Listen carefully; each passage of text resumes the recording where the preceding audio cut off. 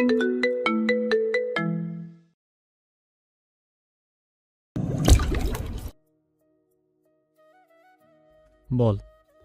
কোথায়? নাস্তা করছি। দ্রুত আয়। আসছি। কল কেটে খাওয়ায় মনোযোগী হয় শ্রবণ। সোহা খেতে খেতে শ্রবণের মুখের দিকে তাকায় কয়েকবার। শ্রবণ মুখ তুলে ওর মুখের দিকে তাকিয়ে বলে। কি? সোহা দুদিকে মাথা নেড়ে বলে। শ্রবণ কিছু না। কিছু লাগবে? না। আর কিছু বলে না, দ্রুত খাওয়া শেষ করে ফ্ল্যাট থেকে বেরিয়ে যায়। সোহা ধীরে ধীরে খাওয়া শেষ করে রান্নাঘরে উকি দেয় একবার। মাজেদ আন্টি নেই, বাজারে গেছেন বোধহয়। স্টাডি রুমে এসে ব্যাগ থেকে নিজের ফোন বের করে বেডরুমে চলে আসে। ফোন বন্ধ হয়ে গেছে চার্জ শেষ হয়ে। ফোন চার্জে লাগিয়ে ব্যালকনিতে এসে দাঁড়ায়। আবার বৃষ্টি আস্তে আস্তে বাড়ছে। গেটের দিকে নজর পড়তেই দেখে শ্রবণের গাড়ি বেরিয়ে যাচ্ছে। এই বৃষ্টির মধ্যে বাইরে না গেলে কি হতো? ওর একা একা থাকতেও ভালো লাগছে না। মাজেদ আন্টি থাকলে ওনার সঙ্গে গল্প করতে পারত। তখনকার কথা স্মরণ হতেই ডান হাতটা পেটের উপর চলে আসে সোহার। দুদিনে শ্রবণের এত পরিবর্তন আশ্চর্যজনক ব্যাপার। সোহা সত্যি সত্যি অবাক হচ্ছে গত দুদিন ধরে শ্রবণকে দেখে। হঠাৎ করে এত পরিবর্তন অকল্পনীয়। এই ছেলে সত্যি অদ্ভুত। কখন কিভাবে করে নিজেও জানে না বোধ হয়। শ্রবণ বন্ধুদের কাছে চলে এসেছে। ঝুম বৃষ্টি শুরু হয়ে গেছে। ওরা 6 বন্ধু একটা ক্যাফেতে বসে আছে। হাসান 6টা কফির অর্ডার দেয়। সিফাত শ্রবণের মুখের দিকে তাকিয়ে বলে। শ্রবণ, তুই না বিয়েই করবি না জীবনে?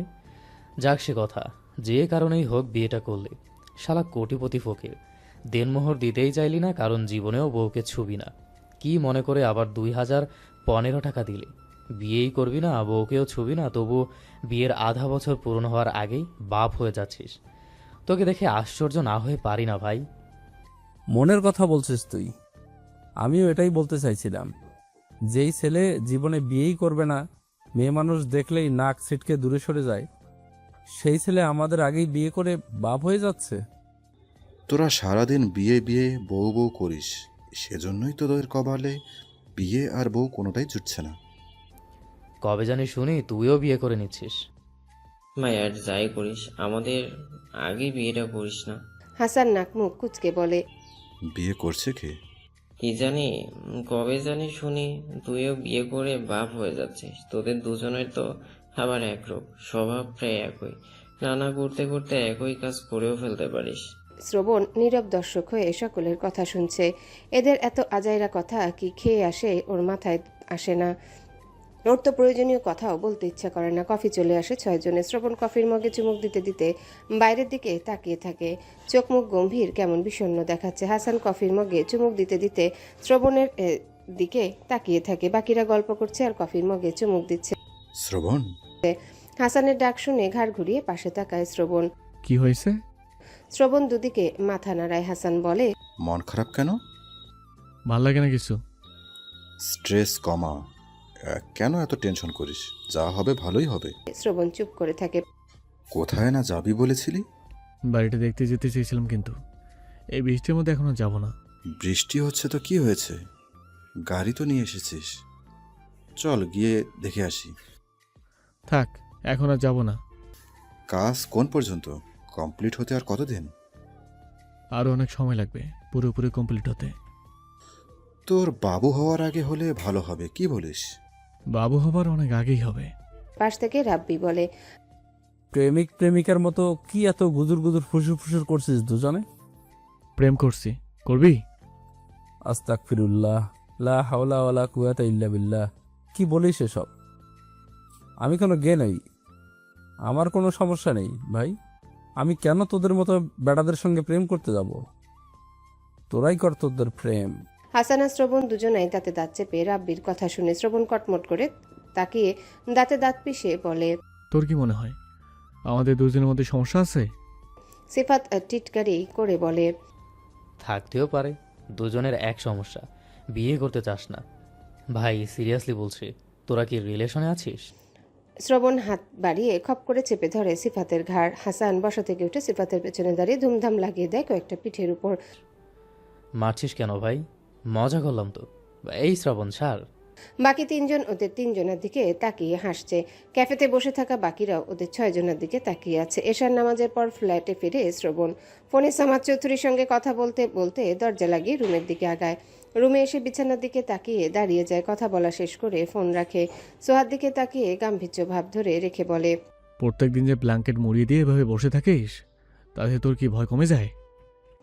সোহা উপর নিচ মাথা নাড়ায়। শ্রবণ আগের মতো একইভাবে বলে, ব্ল্যাঙ্কেট মুড়ি দিয়ে এভাবে বসে থাকলে ভূতকে ধরতে পারবে না। জানি না তো।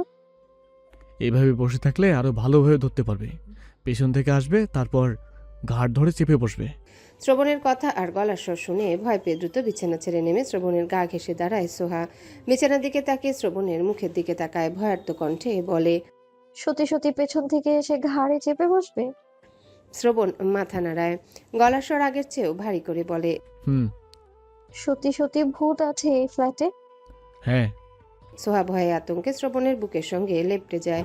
এক হাতে জড়িয়ে ধরে, অন্য হাতে শার্ট খামচে ধরে রুমের চারিদিকে নজর বুলিয়ে বলে, তুমি সন্ধ্যার পর কেন বাইরে থাকো? এখন কি এই ভূতের জন্য দিনরাত বউয়ের আসল ধরে ঘুরবো আমি? যদি ভূত এসে আমাকে মেরে ফেলে? মরবে কেন? তুই ভূতের সঙ্গে বন্ধুত্ব করে নে। এমনিতে তুই ডাইনির বাচ্চা, জুনিয়র ডাইনি।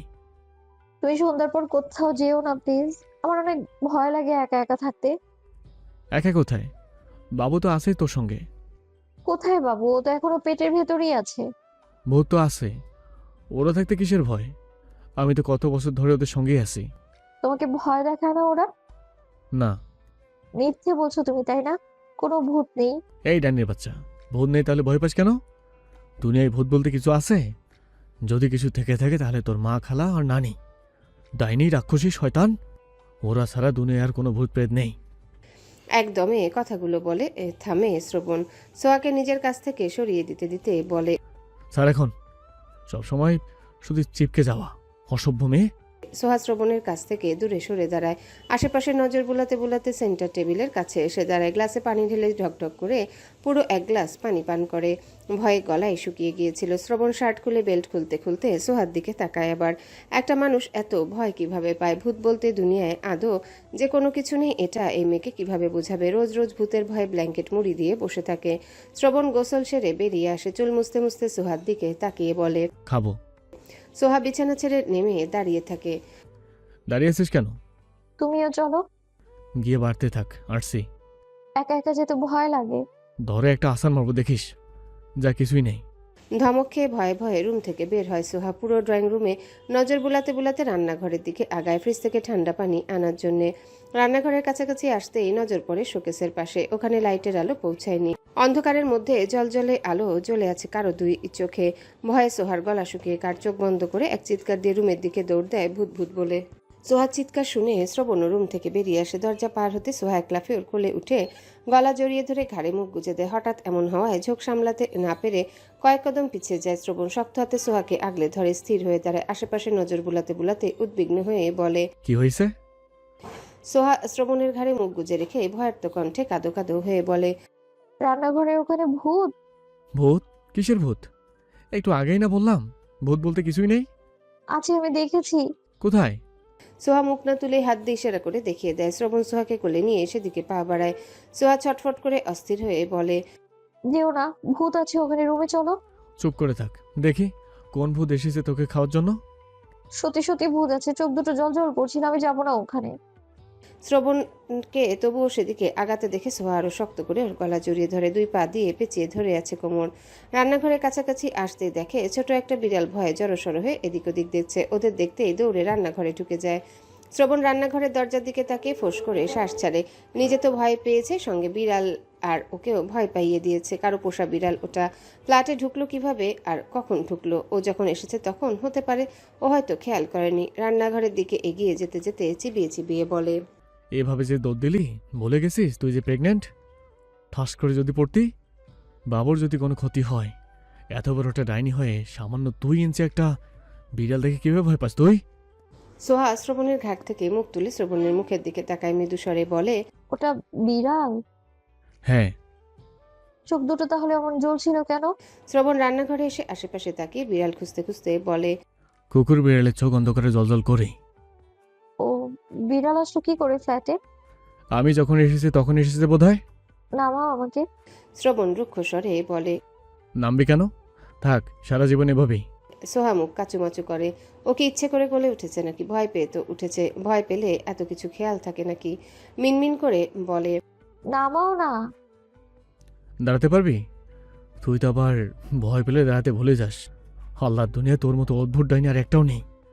সোহা চুপ করে থাকে। শ্রবণ সোহাকে নামিয়ে দেয়, দুই হাতে ধরে রাখে যেন ধপাস করে পড়ে না যায়। সোহা নিজের পায়ে শক্ত হয়ে দাঁড়ায়। শ্রবণ আশেপাশে নজর বুলাতে শুরু করে। আবার বিড়ালটা কোথায় গিয়ে লুকালো। 2 কদম আগাতে দেখে ফ্রিজের পাশে ঘাপটি মেরে বসে আছে। শ্রবণ ধীর পায়ে আস্তে আস্তে বিড়ালের কাছে এগিয়ে এসে বসে, পায়ের উপর ভর করে ধীরে ধীরে হাত বাড়িয়ে বিড়ালটা ধরে। বাচ্চা বিড়াল। সোহার চিৎকার শুনে অনেক ভয় পেয়ে গেছে বেচারা বিড়াল। শ্রবণ বিড়াল ছানাটা ফ্ল্যাটের দরজার বাইরে রেখে দেয়। যার বিড়াল সে খুঁজে নিক। ও ফ্ল্যাটে গিয়ে জিজ্ঞাসা করতে পারবে না এটা কার বিড়াল। বেসিনের কাছে এসে হাত ধুয়ে ডাইনিং টেবিলের কাছে এগিয়ে আসে। সোহা ফ্রিজ থেকে পানির বোতল নিয়ে এসেছে। শ্রবণ সোহাকে সাবধান করে বলে, নেক্সট টাইম থেকে ভেবে দৌড়বি না, ভয় পেলে দাঁড়িয়ে থেকে আমাকে ডাকবি, মনে থাকবে? হ্যাঁ। দুজনের জন্য খাবার বেড়ে সোহা চেয়ার টেনে বসে। ভয় ওর বুক এখনো ধরফর করছে। আজকের মতো এত ভয় সোহা এই জীবনে পায়নি বোধ হয়। বিকেলে খেয়েছিলি? হ্যাঁ। শ্রবণ আর কিছু বলে না, প্লেটের দিকে তাকিয়ে নিজে খাওয়া শুরু করে। সোহা নিজেও খাওয়া শুরু করে। রাত 11টা, বাইরে ঝুম বৃষ্টি শুরু হয়েছে, আবার জোরে জোরে বাজ পড়ছে। শ্রবণ স্টাডি রুমে গেছে বই রেখে আসার জন্যে। এতক্ষণ বেডরুমে সোহার পাশে বসে বই পড়ল। সোহা এখন ঘুমিয়ে পড়েছে প্রায়। একা একা থাকতে ভয় পাচ্ছিল, তাই শ্রবণ বই নিয়ে বেডরুমে চলে এসেছিল। আবার বজ্রপাত হতে চমকে উঠে সোহা। ঘুম উবে গেছে ভয় পেয়ে। আশেপাশে শ্রবণকে দেখতে না পেয়ে শোয়া থেকে উঠে বসে। কোথায় গেল শ্রবণ? বজ্রপাতের শব্দে ব্ল্যাঙ্কেট খামচে ধরে 2 হাতে। শ্রবণ রুমে এসে ওকে উঠে বসে থাকতে দেখে বলে, ভয় পেয়েছিস? ওপর নিচ মাথা নাড়ায় সোহা। শ্রবণ ওয়াশরুমের দিকে পা বাড়িয়ে বলে, শুয়ে পড়, ফ্রেশ হয়ে আসছি।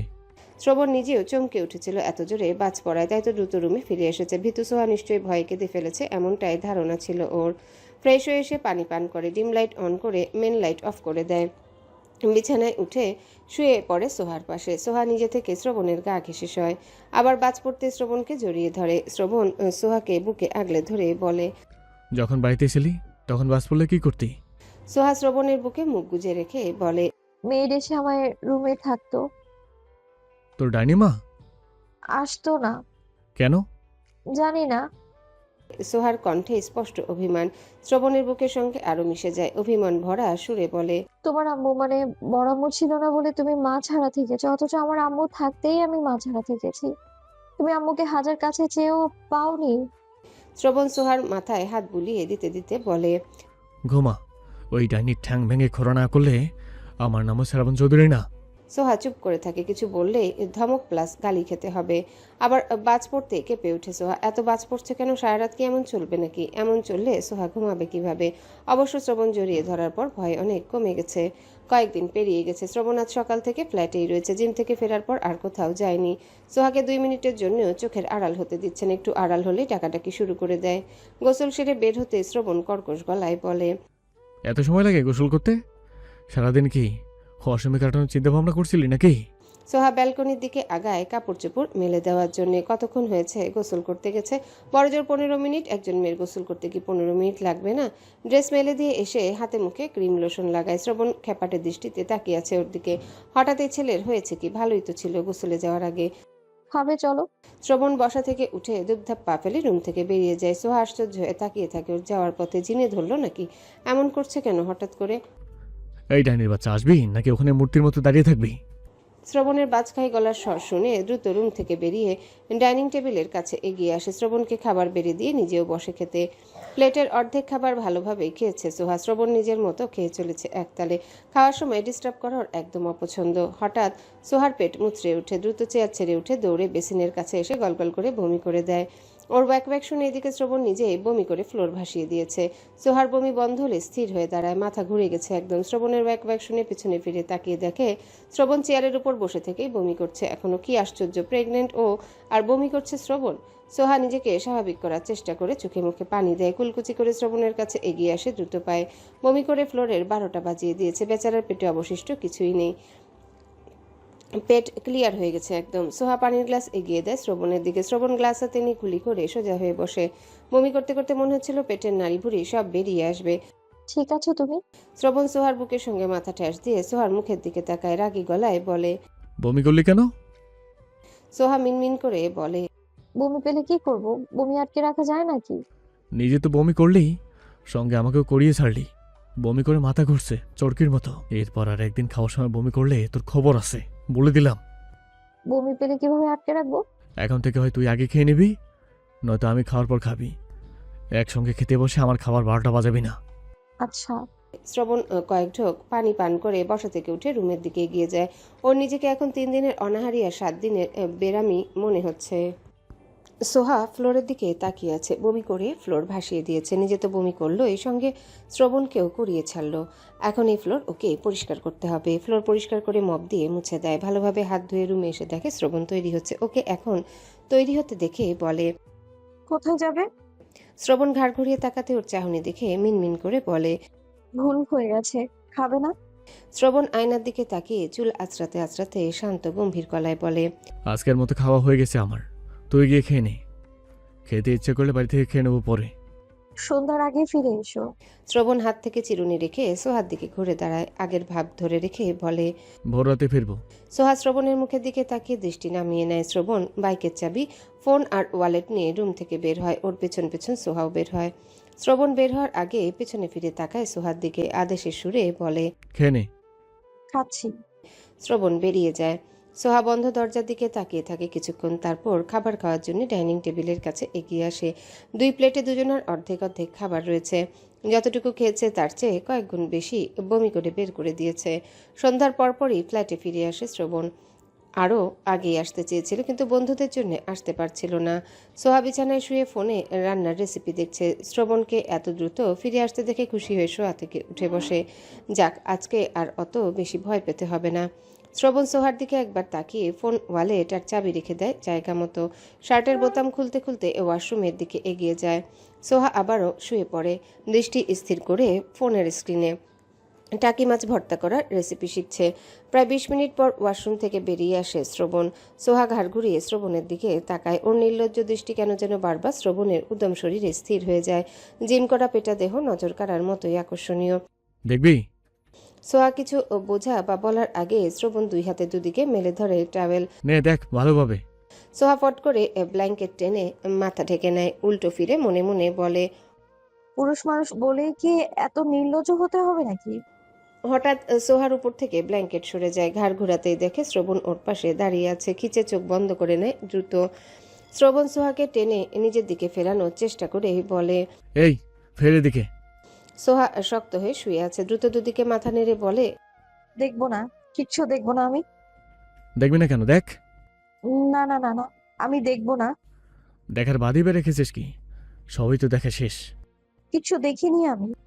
আসলেই? সোহা চুপ করে থাকে। শ্রবণ ওকে টেনে নিজের দিকে ফিরিয়ে বলে, এই ডাইনির বাচ্চা, চোখ খোল।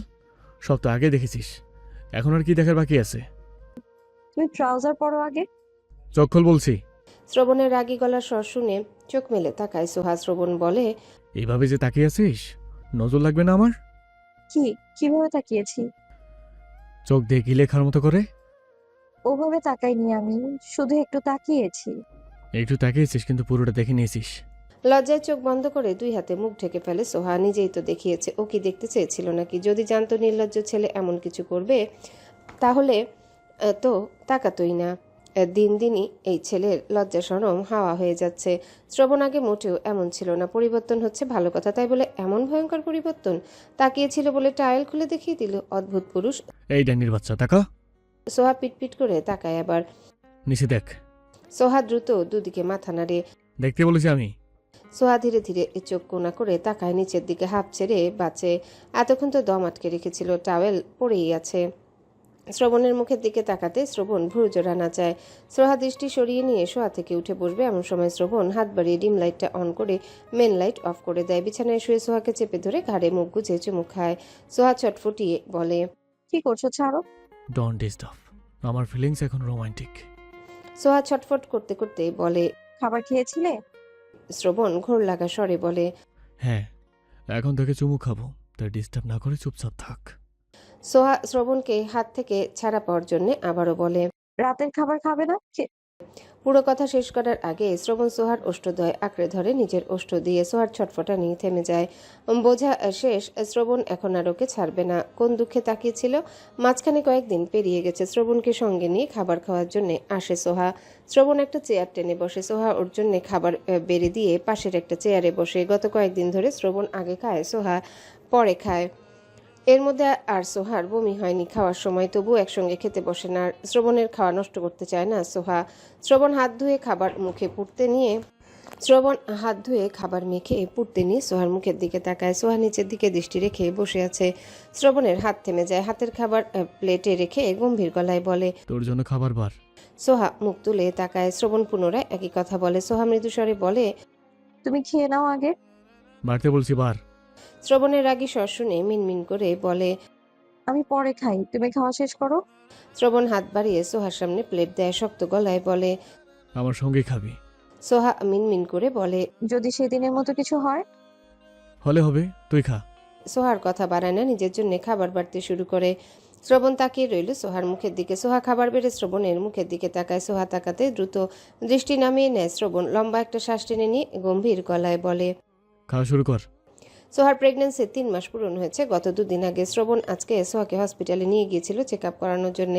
মা এবং বাবু দুজনাই সুস্থ আছে আলহামদুলিল্লাহ। ডক্টর শ্রবণকে বলে দিয়েছেন আরও বেশি বেশি সোহার খেয়াল রাখার জন্য। সোহাকেও বলেছেন নিজের খেয়াল রাখতে, প্রচুর পুষ্টিকর খাবার খেতে আর হাসি খুশি থাকতে। হসপিটাল থেকে বেরিয়ে সোহাকে নিয়ে শপিং মলে এসেছে শ্রবণ। বিয়ের পর এখন পর্যন্ত সোহাকে কোনো ড্রেস কিনে দেয়নি ও সোহা বাড়ি থেকে যা নিয়ে এসেছিল সেসবই পরছে এখনও। শ্রবণ সোহার দিকে তাকিয়ে গম্ভীর গলায় বলে, দেখ কোনটা কোনটা পছন্দ হয়। সোহা ড্রেসগুলোর দিকে নজর বুলিয়ে শ্রবণের মুখের দিকে তাকায়। মৃদুস্বরে বলে, তুমি দেখো, পরবি তুই, তুই দেখ। আমি নিজে তো কখনো ড্রেস পছন্দ করে কিনতাম না, সবসময় আম্মু নিয়ে যেত। শ্রবণ সোহার দিক থেকে চোখ সরিয়ে ড্রেসের উপর নজর বোলায়। সোহার হাত ছেড়ে দিয়ে নিজেই ড্রেস পছন্দ করতে শুরু করে। বালের এক মেয়েকে বিয়ে করেছে, নিজের জন্য সামান্য ড্রেস পছন্দ করবে তাও করতে পারে না। বেশ কয়েকটা ড্রেস পছন্দ হয়েছে শ্রবণের, আরও কয়েকটা নেবে। কালো একটা জামার দিকে তাকিয়ে সোহার হাত ধরার জন্য হাত বাড়ায় পাশে। হাত ধরবে এমন সময় শ্রবণের হাত থেমে যায়। ফট করে ঘাট ঘুরিয়ে নিজের পাশে থাকায়। নিজের পাশে দাঁড়িয়ে থাকা মেয়েকে দেখে দ্রুত হাত গুটিয়ে নেয়। এটা কাকে ধরতে যাচ্ছিল? এখনই ওর বউ কোথায় গেল? দ্রুত আশেপাশে নজর বোলায়। যেখানে সোহার হাত ছেড়েছিল সোহা সেখানে দাঁড়িয়ে আছে। চোয়াল শক্ত করে সোহার কাছে এগিয়ে আসে, হাত মুঠো করে ধরে চাপা রাগী স্বরে বলে, আমার সঙ্গে না গিয়ে এখানে দাঁড়িয়েছিস কেন? সোহা হাতের ইশারায় একটা জামা দেখায়। পছন্দ হয়েছে? উপর নিচ মাথা নাড়ায় সোহা। শ্রবণ জামাটা হাতে নিয়ে সোহার গায়ে ধরে। ওরও পছন্দ হয়, ভালোই লাগছে। সোহার জন্য কোনো কেনাকাটা শেষ করে গাড়ির দিকে আগায়। শপিং ব্যাগগুলো পেছনে রেখে সোহাকে ফ্রন্ট সিটে বসায়। নিজে ড্রাইভিং সিটে বসে সিট বেল্ট লাগাতে লাগাতে সোহার দিকে তাকিয়ে বলে, দাদা ভাই কল করেছিল। সোহা শ্রবণের দিকে তাকিয়ে দুদিকে মাথা নাড়িয়ে বলে, না তো। করেনি? না, কেন? কিছু কি হয়েছে? হ্যাঁ, কি হয়েছে? তোর ডাইনি মায়ের অ্যাক্সিডেন্ট। চমকে উঠে সোহা বিচলিত হয়ে বলে, অ্যাক্সিডেন্ট? কিভাবে? কখনো হয়েছে? এত উত্তেজিত হচ্ছিস কেন? মরণি বেঁচে আছে, কই মাসে যান। এত সহজে কি যাবে নাকি? এখন কোথায়? হসপিটালে, আইসিইউতে ভর্তি। কিভাবে অ্যাক্সিডেন্ট হয়েছে? ওই ডাইনির জন্য তোর চোখ থেকে পানি বের হলে তোর চোখ উপড়ে নেব। সোহা ভয়ে দ্রুত নিজের দু চোখ মুছে নেয়। শ্রবণ নির্লিপ্ত গলায় বলে, গতকাল বিকেলে ডাইনিটা অফিসের সামনে দাঁড়িয়ে ছিল কিসের জন্য যেন। একটা ব্ল্যাক মার্সিডিজ ছুটে এসে ওকে ধাক্কা দিয়ে চলে এসেছে। কে ছিল ওই গাড়িতে? পুলিশ ধরেনি? না, ধরেনি। কেন ধরেনি? এটা তোর বাম্মাকে গিয়ে জিজ্ঞাসা করিস। যাবি ডাইনিকে দেখার জন্য? বাঁচবে নাকি মরবে ঠিক নেই, যাবি নাকি? অনেক সিরিয়াস অবস্থা। সকালে দিন নিউজে দেখলাম জ্ঞান ফেরেনি। সোহা শ্রবণের মুখের দিকে তাকিয়ে আছে। মেয়েটা এখনই বোধহয় ফুপিয়ে কেঁদে উঠবে। চোখ দুটো পানিতে টইটুম্বর হয়ে গেছে, চেহারা লাল হয়ে গেছে কান্না চেপে রাখার কারণে। যতই হোক মা তো। শ্রবণ সামাদ চৌধুরীর ফোনে কল করে, রিসিভ হতে স্পিকারে দেয়। আসসালামু আলাইকুম দাদা ভাই। ওয়ালাইকুম সালাম। কেমন আছো? আলহামদুলিল্লাহ ভালো। তুমি কেমন আছো? ভালো। নিউজে দেখলাম ছোট ডাইনির নাকি অ্যাক্সিডেন্ট হয়েছে। কিভাবে হলো? কে করলো? যে ধাক্কা দিল তার নামে এখনো মামলা করেনি কেন? অ্যাক্সিডেন্টের স্পষ্ট ফুটেজ আছেই। সামাদ চৌধুরী গম্ভীর হয়ে বলেন, এমনটা না করলেও পারতে শ্রবণ। শব্দ করে হেসে উঠে শ্রবণ সোহার মুখের দিকে তাকিয়ে থেকে বলে, কেমনটা করেছি আমি? অনিমাকে ধাক্কা দিয়েছো কেন? শ্রবণ সোহার মুখের দিকে তাকিয়ে থেকে ওষ্ঠজোড়া প্রশস্ত করে বলে, নেক্সট টার্গেট বড় ডাইনি আর শামীম রেজা। দুজনকে চোখ কান খোলা রেখে রাস্তায় বের হতে বলবে, নয়তো দেখা গেল কবে ওরাও আইসি রোডে নিস্তেজ হয়ে শুয়ে আছে। শ্রবণ, রাখছি দাদা ভাই। কল কেটে দেয় শ্রবণ। মানুষ বড়ই স্বার্থপর রে, বড়ই স্বার্থপর। সোহা শ্রবণের মুখের দিকে তাকিয়ে রইল অপলক দৃষ্টিতে। এই শ্রবণ তো সেই শ্রবণ না। শ্রবণের অসুস্থতা কি আবারও বাড়ছে? একজন সুস্থ মানুষকে আইসিইউতে পাঠিয়ে মনের সুখে হাসছে আর গান গাইছে, কি সুন্দর সুর তুলে। সোহা মুখ ফিরিয়ে বাইরের দিকে তাকায়, দু চোখ বেয়ে ঝরঝর করে পানি গড়িয়ে পড়তে শুরু করেছে। হাসানের ফোন বেজে উঠে পকেট থেকে ফোন বের করে দেখে ওর মামা কল করছে। হ্যাঁ মামা, বলো। কোথায় তুই? বাড়ির কাছেই। দ্রুত বাড়িতে আয়। কেন, কিছু হয়েছে? রিতাকে দেখার জন্য পাত্রপক্ষ এসেছে হুট করে। তুই দ্রুত আয়। রিতাকে দেখতে পাত্রপক্ষ এসেছে শুনেই হাসানের বুকের ভেতর ছ্যাদ করে উঠেছে। আসছি মামা। আচ্ছা আয়, রাখছি। হুম। হাসান ফোন পকেটে ভরে হেলমেট পরতে শুরু করে। রাব্বি বলে, কোথায় যাবি? কি বললো তোর মামা? বাড়িতে যাব, মেহমান এসেছে। কাউকে আর কিছু বলার সুযোগ না দিয়ে বাইক স্টার্ট দিয়ে বাড়ির পথে আগায়। বাড়িতে পৌঁছে বাইক একপাশে পার্ক করে হেলমেট খুলে বাইকের উপরেই রাখে। চুলগুলো হাত দিয়ে ঠিকঠাক করে ভেতর দিকে পা বাড়ায়। ড্রয়িং রুমে ঢুকে সোফায় বসে থাকতে দেখতে পায় 10-12 জন অপরিচিতদের। আসসালামু আলাইকুম। সবাই একসঙ্গে হাসানের দিকে তাকায়। সালামের জবাব দেওয়ার পর রিতার বাবা রেজওয়ান আহমেদ হাসানকে দেখিয়ে দিয়ে বলেন, ও হাসান, যার কথা আপনাদের বলেছিলাম। হাসান, এখানে এসে বস। হাসান মামার পাশে বসে। ছেলেপক্ষে সবাই ওর দিকে তাকিয়ে আছে। ওর মনে হচ্ছে রিতাকে নয়, ওকেই দেখতে এসেছে এরা। অস্বস্তিতে এদিক ওদিক নজর বুলায়। রিমা বেগম রিতাকে নিয়ে এগিয়ে আসেন সোফার দিকে। রিতাকে মিষ্টি কালার শাড়ি পরানো হয়েছে। ঘোমটা টেনে নিচের দিকে দৃষ্টি রেখে মায়ের সঙ্গে এগিয়ে আসছে। রিতাকে এনে সকলের সামনে একটা চেয়ারে বসানো হয়। ছেলেপক্ষে সবাই রিতাকে দেখে, যা যা জিজ্ঞাসা করার করে। সকলের চোখ মুখ দেখে বোঝাই যাচ্ছে মেয়ে পছন্দ হয়েছে। ছেলের বাবা রেজওয়ান আহমেদের দিকে তাকিয়ে বলেন, ভাই সাহেব, মেয়ে তো আমাদের পছন্দ হয়েছে, আপনাদের কিছু বলার থাকলে বলুন। রেজওয়ান আহমেদ হাসানের দিকে তাকিয়ে বলেন। তুই কি বলিস? হাসান ছেলের বাবার দিকে তাকিয়ে বলে, ছেলে যেন কি করে? কার্ডিওলজিস্ট। ছেলেকে নিয়ে আসলে ভালো হতো না? ছেলে মেয়েকে দেখতো, মেয়েও ছেলেকে দেখতো। রোহান আসতে চেয়েছিল, কিন্তু হুট করে ইমার্জেন্সি থাকায় আটকে গেছে। সমস্যা নেই তো, পরে ওরা বাইরে দেখা করে নেবে। আপনার কতজন ছেলে মেয়ে? আমার একটাই ছেলে। হাসান মামার দিকে তাকায়। তোমার পছন্দ হয়েছে? তুই যা বলবি সেটাই হবে। আপনারা রাজি থাকলে আমরা আজকে আংটি পরিয়ে রাখতে চাই। হাসান হাসি মুখে বলে, আঙ্কেল, আমরা তো এখনো আপনাদের বিষয়ে কোনো খোঁজ খবর নেইনি। আপনারাও আমাদের বিষয়ে তেমন কিছুই জানেন না। একটা বিয়ে যেহেতু সারা জীবনের জন্য, তাই ভেবেচিন্তেই তো আগানো ভালো, তাই না? তা আপনি ঠিকই বলেছেন। তাহলে এটাই থাকুক। আমরাও আপনাদের বিষয়ে খোঁজ খবর নেই, আপনারাও নিন, তারপর আস্তে ধীরে বিয়ের কথায় আগাই। আচ্ছা, আশা করছি আমাদের বিষয়ে কোনো খারাপ রিপোর্ট পাবেন না আপনারা। এটাই যেন হয়। তাহলে আমরা এখন আসি, দেখা সাক্ষাৎ তো হলোই। খাওয়া দাওয়া না করেই চলে যাবেন? রাত হয়েই গেছে। খাওয়া দাওয়া সেরে তারপর যাবেন সবাই। খাওয়া দাওয়া করতে হবে না, আমরা যার জন্য এসেছিলাম সেটা তো হয়েছেই। তাড়াহুড়ো করে এসেছি শুধু মেয়েটা দেখার জন্য। আমরা আসছি তাহলে। ভালো থাকবেন আপনারা। আপনাদের সঙ্গে আত্মীয় করতে পারলে আমরা অনেক খুশি হব। আল্লাহ তাআলা চাইলেই হবেন ইনশাআল্লাহ। সবাই চলে যায়। হাসান রিতার দিকে তাকাতে রিতা অভিমান ভরা দৃষ্টিতে তাকিয়ে বসা থেকে উঠে দাঁড়ায়। হাসানের দিক থেকে মুখ ফিরিয়ে নিয়ে দ্রুত পায়ে এগিয়ে যায় সিঁড়ির দিকে। ঠেলে কান্না আসছে ওর। এতক্ষণ ধরে অনেক কষ্টে নিজেকে সামলে রেখেছিল। রেজওয়ান আহমেদ বাইরে থেকে ভেতরে প্রবেশ করেন। হাসানের দিকে এগিয়ে আসতে আসতে বলেন, মনে হচ্ছে ফ্যামিলিটা ভালোই। তোর কি মনে হয়? আমারও এমন মনে হচ্ছে। খোঁজ খবর নিয়ে দেখি, যদি খারাপ কোনো রিপোর্ট না পাই তাহলে বিয়ে এখানেই হবে। আচ্ছা, ফ্রেশ হয়ে আয়। হুম। হাসান রুমের দিকে এগিয়ে যায়। রেজওয়ান আহমেদ রিমা বেগমের দিকে তাকিয়ে বলেন, রিতাকে ডেকে আনো খাওয়ার জন্য। রিমা বেগম রিতাকে ডাকার জন্য চলে যান উপরে। রেজওয়ান আহমেদ মায়ের সঙ্গে কথা বলতে শুরু করেন। রিমা বেগম রিতার রুমের সামনে এসে দেখেন দরজা ভেতর থেকে বন্ধ। দরজায় ধাক্কা দিয়ে বলেন, রিতা, কি করছিস? চেঞ্জ করে নিচে আয় খাওয়ার জন্য। কিছুক্ষণ পর রিতা গলার স্বর ভেসে আসে ভেতর থেকে, আমি এখন আর খাবো না, খেতে পাইনি, তোমরা খেয়ে নাও। অল্প খাবি আয়, তোর আব্বু ডাকছে খাওয়ার জন্য। বলছি তো খাবো না, যাও। রিমা বেগম আর কিছু না বলে নিচের দিকে এগিয়ে আসেন। রেজওয়ান আহমেদ স্ত্রীর দিকে তাকিয়ে বলেন, রিতা আসলো না? সন্ধ্যায় খেয়েছে, এখন আর খাবে না। অল্প খেতো। বলছি খাবে না, যাও আমাদের জন্য বাড়ো।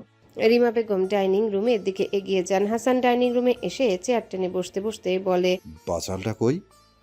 তুমি কেন এমন করছো? আমি অন্য কাউকে বিয়ে করব না। হাসান বলে না কিছু, চুপচাপ নিজের খাওয়া শুরু করে। রাত প্রায় 12টা বেজে গেছে। রুমে শো শো ফ্যানের বাতাসের শব্দ ব্যতীত অন্য কোনো শব্দ নেই। হাসান স্টাডি টেবিলের সামনে চেয়ারে বসে আছে। সামনে মেলে রাখা বই দৃষ্টি স্থির বইয়ের পাতায়। হঠাৎ দরজা ধাক্কানোর শব্দ হয়। হাসান ঘাড় ঘুরিয়ে পেছনে তাকায় দরজার দিকে। আবার ধাক্কা পড়তেই গলার স্বর বাড়িয়ে বলে, কে? উত্তর আসে না, তবে দরজা ধাক্কানোর শব্দ হয় আবার। হাসান বইটা বন্ধ করে বসা থেকে উঠে দরজার কাছে এগিয়ে আসে। দরজা খুলে দেখে সামনে রিতা দাঁড়িয়ে আছে। রিতা মুখ তুলে হাসানের মুখের দিকে তাকায়। অন্ধকার থাকায় দুজনের একজন স্পষ্ট দেখতে পাচ্ছেন একে অপরের চেহারা। রুমে আলো থাকলেও হাসানের সুঠাম দেহের কারণে ছায়া পড়ে আছে রিতার উপরে। এত রাতে এখানে কি? রিতা হাসানকে পাশ কাটিয়ে ভেতরে ঢুকে পড়ে। হাসান দরজার সামনে থেকে সরে এসে রিতার মুখের দিকে তাকায়। কান্না করার কারণে রিতার চোখ মুখ ফুলে উঠেছে। চোখ দুটোতে রক্ত জমে গেছে। চুলগুলো এলোমেলো হয়ে আছে। এখনো শাড়ি পরনে রয়েছে। হাসান দৃষ্টি নামিয়ে নেয় রিতার দিক থেকে। রিতা নিজেকে স্বাভাবিক রাখার চেষ্টা করে থেমে থেমে বলে। হাসান নিচের দিকে তাকিয়ে থেকেই বলে, যা এখান থেকে, গিয়ে চেঞ্জ করে ঘুমা। যাব না আমি। মার খাবি কিন্তু। মেরে ফেলো। হাসান চোখ তুলে তাকায় আবার। রিতা করুণ সুরে বলে, তুমি জানো আমি তোমাকে ভালোবাসি। সবকিছু জানার পরেও কিভাবে অন্য জায়গায় বিয়ে দিতে চাইছো? যা করে তোর ভালো হবে সেটাই করেছি। এখন যা নিজের রুমে। করতে হবে না আমার ভালো। আমি অন্য কাউকে বিয়ে করব না। যেতে বলেছি আমি। তুমি কি মানুষ? হৃদয় বলতে কিছুই কি নেই? এত সুন্দর করে কিভাবে ইগনোর করো আমাকে আর আমার অনুভূতিকে? আমার অনুভূতি ভালোবাসার কি কোনো মূল্য নেই তোমার কাছে? না, নেই। যা তো এখান থেকে, বিরক্ত করবি না। বেশি কিছু তো চাইছি না তোমার কাছে। বেশি কিছু চাইছিস না, অথচ পুরো আমিটাকেই চাইছিস। দিয়ে দাও না। অসম্ভব। আমি হারিয়ে গেলে তোমার একটু আফসোস হবে না? একদম না। তুমি কি সত্যি রোবট? হ্যাঁ। কোনো অনুভূতি নেই? না। কান খুলে শুনে রাখো হাসান মাহবুব, আমি যদি তোমার না হই দুনিয়ায় আর কোনো পুরুষের হব না। তুমি ব্যতীত অন্য কারোর নামে কবুল বলবো না আমি। এই দেহে অন্য পুরুষের ছোঁয়া লাগার আগে কাফনের কাপড় জড়াবো। তুমি আমাকে বিয়ে না করলে আমি সুইসাইড করব। হাসানের শক্ত হাতের চড় পড়ে রিতার নরম গালে। মেয়েটার মাথা একদিকে হেলে পড়েছে অনেকটা। হাসান রাগে দাঁতে দাঁত চেপে বলে, আর একবার উল্টাপাল্টা কথা বলবি তো চাপায় আর দাঁত থাকবে না একটাও। ভালোভাবে বলছি, ভালো লাগছে না। কিছু না বলতে বলতে সাহস বেড়ে গেছে। যা গিয়ে ঘুমা। অবিশ্বাস্য এক কাজ করে ফেলে রিতা। দুই হাতে শক্ত করে জড়িয়ে ধরে হাসানকে। ওর এমন কর্মে শকড হাসান স্তব্ধ হয়ে গেছে। রিতাকে ঠেলে নিজের কাছ থেকে দূরে সরানোর চেষ্টা করে বলে, এত নির্লজ্জ কবে থেকে হয়েছিস? ছাড় আমাকে। রিতা শক্ত করে ধরে রেখে কাঁদতে কাঁদতে বলে, আমি সত্যি ভালোবাসি তোমাকে। তোমাকে ছাড়া বাঁচবো না আমি। সন্ধ্যার পর থেকে ঠিকমতো শ্বাস নিতে পারছি না। অনেক কষ্ট হচ্ছে। তুমি কেন বুঝতে পারছো না আমাকে? আমি তোমার যোগ্য না, ঠিক আছে? একটু কি মানিয়ে নিতে পারবে না আমার সঙ্গে? হাসান স্থির হয়ে দাঁড়ায়। মৃদু স্বরে বলে, তুই আমার যোগ্য হলেও আমি তোর যোগ্য না। যেখানে বিয়ে দিতে চাইছে চুপচাপ মেনে নে, ভালো থাকবি। ভালো থাকতে চাই না আমি। আমি তোমার সঙ্গে বন্ধই থাকতে চাই। তবুও তোমাকেই চাই। পাগলামি বন্ধ কর। আমি অন্য কাউকে বিয়ে করব না। তুমি আব্বুকে একবার বলে দেখবে। আব্বু রাজি হয়ে গেছে। কাউকে কিছু বলতে পারবো না আমি। তুই ছাড় আমাকে আর যা এই রুম থেকে। রিতা হাসানের বুক থেকে মুখ তুলে হাসানের মুখের দিকে তাকায়।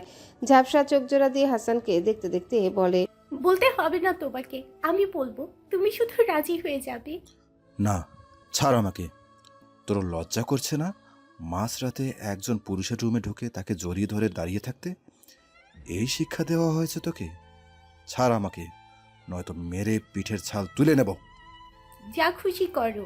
হাসান গলার স্বর কিছুটা নরম করে বলে, দেখ রিতা, পাগলামি করবি না। তুই মামা মামির একমাত্র সন্তান। তারা সব সময় তোকে বেস্ট দেওয়ার চেষ্টা করেছে, ভবিষ্যতেও করবে। যাকে তাকে তো আর তোর লাইফ পার্টনার বানিয়ে দিতে পারবে না, তাই না? তোর লাইফ পার্টনারও বেস্ট একজনই হবে। তুমি বেস্ট, আমার তোমাকেই লাগবে। তুমি ছাড়া অন্য কাউকে চাই না আমি। আমি এখনো স্টুডেন্ট, থাকি মামার কাছে, খাই বাবার টাকায়, চলি ছন্নছাড়া হয়ে। সারা জীবন তো আর স্টুডেন্ট থাকবে না, বিয়ে করলে সব ঠিক হয়ে যাবে, না হলেও আমি মানিয়ে নেব। হাসান চুপ করে থাকে। আর কোন যুক্তি দিয়ে এই মেয়েকে দূরে সরাবে? কোনো যুক্তি দিয়ে এই মেয়েকে বোঝাবে ও রিতার যোগ্য না। 13 বছর বয়স থেকে মামার কাছে রয়েছে, মামার বাড়িতে বড় হয়ে এখন মামাতো বোনকে বিয়ে করবে। মামা সবসময় মেয়েকে বেস্ট জিনিস দিয়েছেন, মুখ ফুটে চাইতেই হাজির করেছেন সব। সে রাজি হবে হাসানের কাছে মেয়েকে বিয়ে দিতে? হাসান কোন মুখে মামার কাছে গিয়ে বলবে আমি রিতাকে বিয়ে করতে চাই? হাসানকে চুপ থাকতে দেখে রিতা বলে, তুমি একবার শুধু আব্বুকে বলে দেখবে, আব্বু রাজি হয়ে গেছে। তুমি বললে আব্বু না করতে পারবে না। তুই কেন বুঝতে চাইছিস না আমার কথা? এটা সম্ভব না। তুমি চাইলেই সম্ভব। আমি তোমার বউ না হলে অন্য কারণ হব না। আমি সত্যি সত্যি সুইসাইড করব। তুই স্বার্থপরের মতো শুধু নিজের কথাই ভাবছিস। নিজের বাবা মায়ের কথা একবারও ভেবেছিস? তুই তাদের একমাত্র সন্তান, তুই না থাকলে তাদের কি অবস্থা হবে একবারও ভেবেছিস? আমি যদি ভালো না থাকি তাহলে তারা ভালো থাকবে। জীবন তো লাশ হয়ে বেঁচে থাকলে তাদের ভালো লাগবে। তুমি জানো, আমি ছোটবেলা থেকে কোনো কষ্ট পাইনি। তোমাকে না পাওয়ার মতো কষ্ট যন্ত্রণা নিয়ে আমি বেঁচে থাকতে পারবো না। এত কষ্ট সহ্য করার মতো ক্ষমতা আমার নেই। হাসান ফোঁস করে শ্বাস ছাড়ে। রিতাকে ঠেলে সরানোর চেষ্টা করে বলে, ছাড় আমাকে। তুমি বলো আব্বুকে, বলবে আমাদের বিয়ের কথা। হাসান চোখ বন্ধ করে শ্বাস নিয়ে বলে, বলবো? সকালেই বলবে। হ্যাঁ বলবো। আমার মাথায় হাত রেখে বলো, সত্যি সত্যিই বলবে। আরে ভাই বলছি তো বলবো। রিতা হাসানের মুখের দিকে তাকিয়ে ঠোঁট উল্টে বলে, আমার মাথা ছুঁয়ে বলো। হাসান রিতার মাথায় হাত রেখে বলে, সকালে মামাকে বলবো আমাদের দুজনের বিয়ের কথা, কিন্তু মামা রাজি না হলে বিয়ে হবে না। তুমি আব্বুকে রাজি করাবে, তাহলেই হবে। হ্যাঁ ঠিক আছে, এখন ছাড় আমাকে। আমাকে এত কষ্ট দিয়েছো, সেজন্য আদর করো। এই যে ডিমান্ড বেড়ে চলেছে, ছাড় আর যা এখান থেকে। একটু আদর করো। হাসান পরে মহা ঝামেলায়। এখন এই মেয়েকে কিভাবে আদর করবে?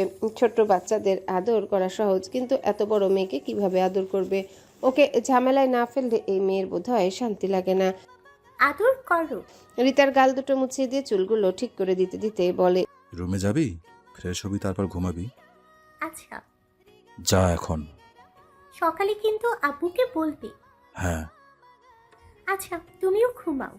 রিতা ছেড়ে দিয়ে দরজার দিকে আগায়। হাসান বিড়বিড় করে বলে, টেনশন ধরিয়ে দিয়ে বলছে ঘুমাও। 2টা বছরে মাথা আউলা ঝাউলা করে দিয়েছে অসভ্য মেয়েটা। দূর, ভাল লাগে না। রিতা রুম থেকে বেরিয়ে গেলেও খেয়াল করে না দরজার বাইরে একটু দূরে ওর বাবা দাঁড়িয়ে আছে। রেজওয়ান আহমেদ দরজার ডান পাশে করিডোরে দাঁড়িয়ে, আর বাম পাশে করিডোর দিয়ে রিতা নিজের রুমের দিকে এগিয়ে যাচ্ছে। অন্ধকার থাকায় হয়তো বাবাকে দেখেনি। হাসান, চমকে উঠে সামনে তাকায় হাসান। ওর মামা এখানে কেন এত রাতে? এতক্ষণ কোথায় ছিল? ওরা রিতার সব কথা শুনে নিয়েছে? ওরা এতক্ষণ যেভাবে ছিল দেখে নিয়েছে? হাসানের চেহারার রং পাল্টে গেছে। মামা, তুমি তুমি এত রাতে এখানে কেন? কি হয়েছে তোর? এভাবে কথা বলছিস কেন? কই? আমার হাসান কিন্তু জীবনেও এভাবে কথা বলে না, পরিস্থিতি যেমনই হোক না কেন। আবার কিছু বলতে গিয়েও থেমে যায় হাসান। আসলেই তো, ও তো জীবনেও এমন তোতলে তোতলে কথা বলে না। ঘাবড়ে গিয়ে আজকে এমন হচ্ছে। যদিও হাসান ঘাবড়ালে এভাবে কথা বলে না কখনো। সেন্টার টেবিলের উপর থেকে পানির গ্লাস হাতে নিয়ে ঢকঢক করে পানি পান করে। গলা শুকিয়ে কাঠ হয়ে গেছে। নিজেকে স্বাভাবিক দেখানোর চেষ্টা করে বলে, তুমি আজকে ঘুমাওনি এখনো? ঘুমোতেই যাচ্ছিলাম, কিন্তু কিন্তু কি? রেজওয়ান আহমেদ চুপ করে রইলেন। ওনার চোখ মুখ গম্ভীর। হাসানের টেনশন বেড়েই চলেছে। বেচারা কিছু না করেও ফেসে গেল। সব দোষ ওই বাচালের বাচ্চার। মামা। হ্যাঁ বল। তুমি বলো। কি বলবো? কিসের জন্য এসেছো? রিতা এসেছিল কেন? ফট করে উল্টো ঘুরে দাঁড়ায় হাসান। মামা কি ওদের দুজনের কোনো কথা শুনেনি, নাকি শুনেও প্রশ্ন করছে? কি হলো, ওইদিকে ঘুরলি কেন? হাসান মামার দিকে ঘুরে দাঁড়ায়, আবার মৃদু স্বরে বলে, রিতা এই বিয়ে করবে না। কোন বিয়ে? যেখান থেকে আজকে দেখতে এসেছিল। তোকে বলেছে? হুম। এই বিয়ে না করলে কোথায় করবে? হাসান চুপ করে থাকে। রেজওয়ান আহমেদ বলেন, কথা বলছিস না কেন? বিয়ে করবে না বলছে, কাকে করবে এটা বলেনি? উপর নিচ মাথা নাড়ায় হাসান। কাকে করবে বলেছি? হাসান হাত তুলে নিজেকেই দেখায়, গম্ভীর স্বরে বলে, আমাকে করবে, ভালোবাসে আমাকে। রেজওয়ান আহমেদ গম্ভীর স্বরে বলেন, তুই করবি? তুমি যদি রাজি থাকো তাহলে। তুই ভালোবাসিস রিতাকে? হাসান চুপ হয়ে থাকে। রেজওয়ান আহমেদ একই কথা পরপর কয়েকবার জিজ্ঞাসা করেন। 2 বছর ধরে আঠার মতো লেগে আছে, ভালো না বেশে থাকা যায়? তার মানে তুই ভালোবাসিস? উপর নিচ মাথা নাড়ায় হাসান। আমার মেয়েকে চট দিয়েছিস কেন? দিয়েছি তো একটা, ওকে আরও 100টা চড় দেওয়া উচিত। আর গত 2 বছরে তোমার মেয়ে আমাকে যে পরিমাণ জ্বালিয়েছে, তাতে ওকে উল্টো করে ঝুলিয়ে রাখলেও কম হয়ে যাবে। তুই জ্বলছিস তাই তো? আমার মেয়ে তোকে জ্বালাতে পেরেছে। একদম মেয়ের হয়ে সাফাই গাইবে না। 1000বার বলেছি ওটাকে বিয়ে দিয়ে বাড়ির থেকে বিদায় করো, তখন শোনোনি আমার কথা। আসল কথা বল তো বাপ, আমার ভাল লাগছে না কিন্তু এখন। হাসান অবাক হয়ে বলে, আসল কি কথা বলবো? কোন কথা আসল? রিতা যা বলতে বলে গেছে সেটা বল। হাসান বিস্ময় নিয়ে তাকিয়ে রইল মামার মুখের দিকে, অবাক হয়ে বলে, তুমি সব শুনেছো? উপর নিচ মাথা নাড়ান রেজওয়ান আহমেদ। তাহলে তো সব জানোই, আলাদা করে আর বলতে হবে কেন? তুই বল, আমি তোর মুখ থেকে শুনতে চাই। আমি বলতে পারবো না। রিতাকে কিন্তু অন্য জায়গায় বিয়ে দিয়ে দেব। দিয়ে দাও। তোর কষ্ট হবে না? হাসান চুপ করে থাকে কিছুক্ষণ, তারপর আগের চেয়েও গম্ভীর স্বরে বলে, মামা, হ্যাঁ। আমি তোমার মেয়েকে বিয়ে করতে চাই। রেজওয়ান আহমেদ খুশি হয়ে ভাগ্নেকে জড়িয়ে ধরেন। আমি অনেক আগে থেকেই রিতাকে তোর সঙ্গে বিয়ে দিতে চাইছিলাম, কিন্তু তুই রাজি হবি না কি না, বা কেমন রিয়েক্ট করবি এই ভয়ে কিছু বলতে পারছিলাম না। ফোনের শব্দে ঘুম ভাঙে শ্রবণের। এত রাতে কে কল করেছে? কল করে ঘুমের 12টা বাজিয়ে দিল। সোহাকে এক হাতে জড়িয়ে ধরে রেখে অন্য হাত দিয়ে ফোন হাতে নেয়। ঘুম ঘুম চোখ জোড়া মেলে ফোনের স্ক্রিনে তাকায়। হাসান কল করেছে। রিসিভ করে কানে ধরে বলে, বল। কি করছিস? মাঝরাতে কল দিয়ে জিজ্ঞাসা করছিস কি করছি? ডিস্টার্ব করলাম নাকি ভাই? আচ্ছা রাখি, পরে কল করব। তুই নিজের কাজ কর। এই শয়তান, তুই কি মনে করছিলি আমি ঘুমাচ্ছিলাম? কি বলবি বল। বিয়ে? কার? আমার। কার? আরে ভাই আমার। কার সঙ্গে? বাচালের সঙ্গে। এটা আবার কেমন নাম? ঘুম থেকে উঠতো ভাই, বাচাল কারো নাম হয়? শুনেছিস কখনো? তুই তো বললি বাসালের সঙ্গে বিয়ে। রিতা, রিতার সঙ্গে বিয়ে। হ্যাঁ হ্যাঁ রে ভাই। কংগ্রাচুলেশন। ধন্যবাদ। কবে বিয়ে? ঠিক হয়নি এখনো। আচ্ছা এখন রাখি, তুই ঘুমা, সকালে দেখা করে কথা বলবো। আচ্ছা। কল কেটে রেখে দেয় শ্রবণ। সোহা শ্রবণের বুক থেকে মুখ তুলে ঘুম জড়ানো গলায় বলে, কে কল করেছিল? হাসান, ঘুমা এখন। আরো কিছু প্রশ্ন করতে ইচ্ছে করলেও করলো না সোহা। পুনরায় শ্রবণের বুকে মুখ গুজে ওকে জড়িয়ে ধরে এক হাতে। শ্রবণ নিজেও সোহাকে জড়িয়ে ধরে চোখ বন্ধ করে নেয়। শোয়ার সময় ঘুমের ওষুধ খেয়ে ঘুমিয়েছিল, ওষুধের প্রভাব এখনো আগের মতোই রয়েছে। শ্রবণ সোহাকে ছেড়ে উঠে বসতে সোহার ঘুম ভেঙে যায়। মোড়ামুড়ি করে সোহা নিজেও শোয়া থেকে উঠে বসে। আজকে রাতে ঘুম ভালো হয়নি। একটু পরপর ঘুম ভেঙে গিয়েছিল। মাকে নিয়ে উল্টাপাল্টা স্বপ্ন দেখেছে। শ্রবণের মুখের দিকে তাকে আবার ঘাড় সোজা করে বসে রইল। শ্রবণ বিছানা ছেড়ে নেমে ডিম লাইট অফ করে মেন লাইট অন করে, তারপর হেলে দুলে ওয়াশরুমে প্রবেশ করে। সোহা নিজেও বিছানা ছেড়ে নেমে দাঁড়ায়। ভীষণ মন খারাপ হয়ে আছে, কেমন অস্থির অস্থির লাগছে। বিছানা গুছিয়ে রেখে চুলগুলো আঁচড়ে নেয়। ঘুম না হওয়ার কারণে চোখ মুখ ফোলা ফোলা দেখাচ্ছে। শ্রবণ একেবারে গোসল সেরে বেরিয়ে আসে। ওকে আজকে এখনই গোসল করে বেরিয়ে আসতে দেখে সোহা তাকিয়ে থাকে কিছুক্ষণ। জিমে যাবে না আজ? ভাবনা দূরে সরিয়ে রেখে নিজে ফ্রেশ হওয়ার জন্য ওয়াশরুমে প্রবেশ করে। শ্রবণ প্যান্ট শার্ট পরে তৈরি হয়ে নেয়। রুম থেকে বেরিয়ে দেখে মাজেদা আন্টি ড্রয়িং রুম ঝাড়ু দিচ্ছেন। শ্রবণ আন্টির দিকে তাকিয়ে বলে, আন্টি, এক মগ কফি বানিয়ে দিন আগে। শ্রবণ মাথা নেড়ে সোফায় বসে টিভি অন করে। কয়েক মিনিট পরে কফি বানিয়ে নিয়ে আসেন মাজেদা আন্টি। শ্রবণের কফির মগ হাতে নিয়ে টিভি অফ করে দেয়। সোফা ছেড়ে উঠে রুমে ফিরে আসে। সোহা হাত মুখে ক্রিম লাগাচ্ছে। শ্রবণ কফির মগে চুমুক দিয়ে বলে, রেডি হয়নি? সোহা ঘাড় ঘুরিয়ে শ্রবণের দিকে তাকায়, মৃদু স্বরে বলে, কোথায় যাব? হসপিটালে যাব, ছোট ডাইনিকে দেখার জন্য। সোহা কিছু না বলে ড্রেস বের করে নিয়ে ওয়াশরুমে প্রবেশ করে চেঞ্জ করার জন্য। শ্রবণ দাদার ফোনে কল করে। রিসিভ হতে সালাম দিয়ে বলে, ডাইনির জ্ঞান ফিরেছে? রাতে ফিরেছে, ডাইনিকে গিয়ে বলো শ্রাবণ চৌধুরী আসছে ওকে স্পেশাল ফিল করানোর জন্য। তুমি হসপিটালে যাবে? হ্যাঁ, তুমি কোথায়? আমি বাড়িতে আছি। সোহাকে নিয়ে যাবে? হ্যাঁ, রাখলাম। শ্রবণের বলতে দেরি হয় কিন্তু কল কাটতে দেরি হয় না। সোহা চেঞ্জ করে বেরিয়ে এসেছে, দ্রুত হিজাব বেঁধে তৈরি হয়ে নেয়। শ্রবণ কফি খাওয়া শেষ করে সোহাকে নিয়ে রুম থেকে বের হয়। নিচে নেমে এসে গাড়িতে বসে গাড়ি স্টার্ট দিতে দিতে বলে, হসপিটালে গিয়ে কাটলে তোর খবর আছে, যাবি দেখবি আর চুপচাপ চলে আসবি। মাথা নাড়ায় সোহা। হসপিটালে এসে পৌঁছায় শ্রবণের গাড়ি। গাড়ি থেকে নেমে গেটের কাছে এগিয়ে আসতে সিয়ামের সঙ্গে দেখা হয়। সিয়াম বাইরে বের হচ্ছিল কোনো দরকারে। ভাইকে দেখেই সোহার চোখ জোড়া টইটুম্বর হয়ে গেছে। সিয়াম একবার শ্রবণ তো আবার সোহার মুখের দিকে তাকাচ্ছে। সোহা ধরা গলায় বলে, কেমন আছো ভাইয়া? ভালো, তুই কেমন আছিস? ভালো। তুমি কেমন আছো ভাইয়া? শ্রবণ গম্ভীর গলায় বলে, ভালো। হসপিটালে কিসের জন্য এসেছো? তোমাদের কিছু হয়েছে? সোয়া আর বাবু ঠিক আছে? শ্রবণ স্বভাবসুলভ গম্ভীর গলায় বলে, আমরা তিনজনেই ভালো আছি। হসপিটালে এসেছি তোর ডাইনিমাকে দেখার জন্য, একটু স্পেশাল ফিল করাতে। সিয়াম চুপ করে থাকে। শ্রবণ সোহাকে নিয়ে ভেতরের দিকে পা বাড়ায়। সোহা পেছনে ফিরে ভাইয়ের দিকে তাকায় একবার। ভাইয়ের চেহারা দেখে ভীষণ মায়া হচ্ছে। তৃতীয় তলায় আসতেই তনিমা চৌধুরী আর শাহিন রেজা চৌধুরীর সঙ্গে দেখা হয়। শ্রবণকে দেখে তনিমা চৌধুরী ভয়ে গুটিয়ে যান। সকাল সকাল এই ছেলে এখানে কেন? শাহিন রেজা চৌধুরী দুজনের কাছে এগিয়ে এসে দাঁড়ান। বাবাকে দেখে সোহার অবাধ্য চোখ জোড়া থেকে টুপটাপ পানি গড়িয়ে পড়তে শুরু করেছে। ইচ্ছে করছে বাবার বুকে হামলে পড়তে। শ্রবণ শাহিন রেজা চৌধুরীর দিকে তাকিয়ে বলে, অনিমা এখনো আইসিইউতে? হ্যাঁ। সোহার সঙ্গে দেখা করার ব্যবস্থা করো। এখন কি দেখা করতে দেবে? ওকে, সমস্যা নেই, চলে যাচ্ছি। দাঁড়াও, আমি দেখছি। দ্রুত করুন। শাহিন রেজা চৌধুরী আইসিইউ এর দিকে এগিয়ে যান। যিনি এখন দায়িত্বে আছেন তার সঙ্গে কথা বলে যদি ম্যানেজ করা যায়। তনিমা চৌধুরী শ্রবণের দিকে তাকাচ্ছেন না। শ্রবণ সোহার হাত ধরে রেখে 2 কদম তনিমা চৌধুরীর কাছে এগিয়ে এসে দাঁড়ায়।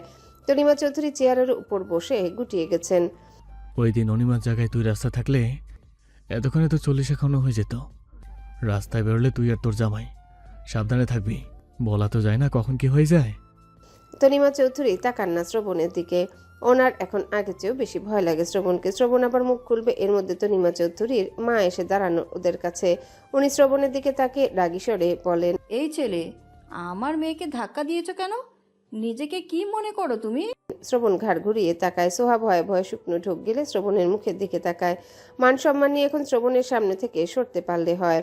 শ্রবণ চিবিয়ে চিবিয়ে বলে।